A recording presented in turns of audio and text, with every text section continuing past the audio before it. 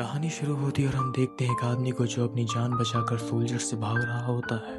Soldiers उसे पकड़ने ही वाले थे कि तभी वो दूसरे का अंगूठा यूज करके वो उस रूम को खोल लेता है। उस रूम के अंदर जाकर वो रिकॉर्डिंग शुरू कर देता है और बोलता है कि इस वक्त इंसान अपने फ्यूचर से उधार ले रहा है और इसी वजह से हम ज्यादा सुकून से जी रहे हैं, लेकिन आने वाली जनरेशन को कुछ नहीं मिलेगा, उल्टा से हम उनका मांस खा रहे हैं जिंदा। मैंने तुम लोगों से कहा था रुकने को, पर तुम सब ने मेरी बातें इग्नोर की। अब तुम जल्द देखोगे कि मैं क्या कर सकता हूँ। और वो उसी इलेक्ट्रिकल रिएक्टर में कूद जाता है और एक अजीब सा पोर्टल खुलता है जिसमें से कई सारे हाथ बाहर आते हैं और उसका चेहरा एक पल में मॉन्स्टर जैसा बन जाता है और वो बोलता है मैं दरवाजा खोल रहा हूँ उनके लिए। सीन कट होता है और हम एक समुंदर देखते हैं जहाँ एक बोट पर कई सारे लोग बैठे होते हैं और तभी उसमें से एक लड़की बोलती है, हाय मैं हूँ सूजिन, क्रोनोस एनर्जी की तरफ से मैनेजर। आप जो आगे देख रहे हैं वो है न्यूक्लियर पावर प्लांट लेवाइथन जो कि एक बहुत बड़ा पावर प्लांट है समुद्र में। हमारी कंपनी ने आपको चुना है इंस्पेक्शन के लिए। कुछ ऐसे हालात हुए हैं इसीलिए हमने आपकी कंपनी पर भरोसा किया है क्योंकि आप लोग बहुत एक्सपर्ट हो। अब सूजी ने बोलकर जैसे ही बाहर आती है ऐसा ही एक बुढ़ा हाथ उठाता है और बोलता है, मुझे कुछ बातें समझ नहीं आई, क्या तुम मुझे बता दोगी? सूजिन ठंडे लहजे में बोलती है, मेरे पास इतना टाइम नहीं है,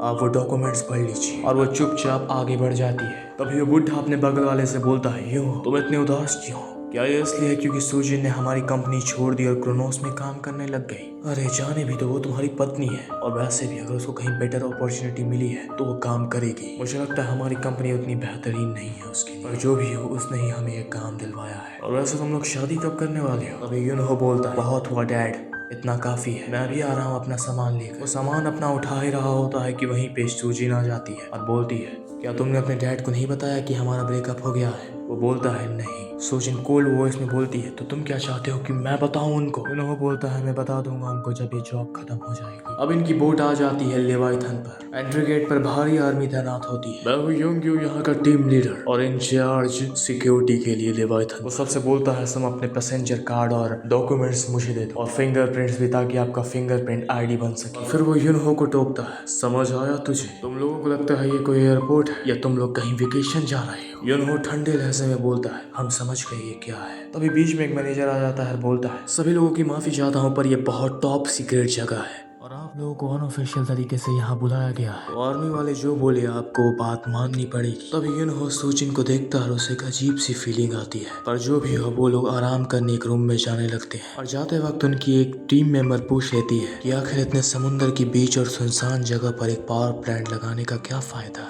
तभी यूनहो का पापा जो कि एक लीडर है वो बोलता है, बहुत सारे फायदे हैं, आप यहाँ कुछ भी कर सकते हो, किसी को कुछ पता नहीं चलेगा, लेकिन फिक्र मत करो, ये बहुत ही अच्छी कंपनी है। और बोलता है, जाकर सभी लोग आराम करो। यूनहो भी अपने कमरे में चले जाता है और सोचता है कि मैं यहाँ कभी नहीं आना चाहता था, पर डैड की वजह से आना पड़ा, क्योंकि डैड को लगा कि ये हमारी डूबती हुई कंपनी को बचा लेगा। पर देखो ना, ये लोग हमसे नौकरों वाली हरकत करवा रहे हैं और सूजिन इतनी काफी बदल क्यों गई है। अब सीन शिफ्ट होता है और हम सुबह का सीन देखते हैं जहाँ पे सारे क्रू मेंबर्स कैफेटेरिया में आते हैं। तभी यूनहो और उसकी टीम भी आ जाती है वहाँ और वो खाना लेने लगते हैं। तभी शेफ बोलता है, ये खाना सिर्फ वीआईपी लोगों का है, तुम लोग वहाँ से खाओ। वो ये बोल ही रहा था कि तभी ब्लू क्रू मेंबर्स वहीं से खाना लेने लगते हैं और तब ये लोग भी ले लेते हैं और आपस में बैठकर बातें करने लगते हैं। उसमें से एक लड़की बोलती है, मुझे यहाँ बिल्कुल नहीं रहना, ये जगह बिल्कुल अजीब है। तब यूनहो का बाप बोलता है, मैंने इससे भी काफी अजीब चीजें देखी है, सच मानो तो ये उतना भी अजीब नहीं है। तभी एक ब्लू क्रू का मेंबर आ जाता है और बोलता है, क्या अजीब नहीं है और तुम लोग यहाँ क्यों आए हो?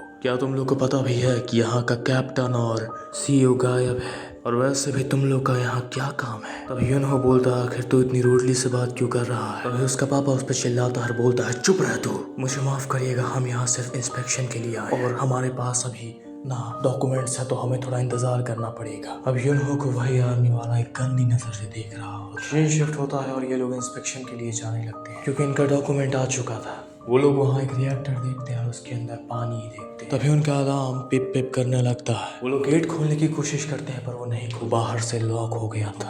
अब ये लोग पैनिक करने लगते हैं कि तभी ऊपर से रेडिएशन आता है और सारा बम ब्लास्ट हो जाता है।